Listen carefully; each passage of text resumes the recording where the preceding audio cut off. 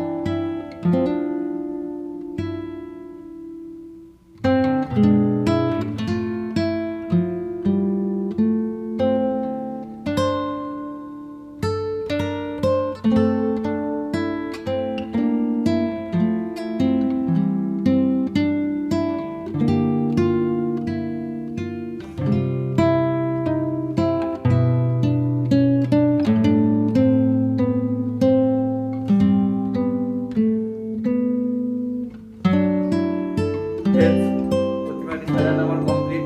তো কেমন হয়েছে তা আমাকে কমেন্টে জানিও, আর ভালো লাগলে একটি লাইক করে দিও। প্রিয় দর্শক বন্ধুর কাছে আমার ছোট রিকোয়েস্ট, যারা আমার চ্যানেলে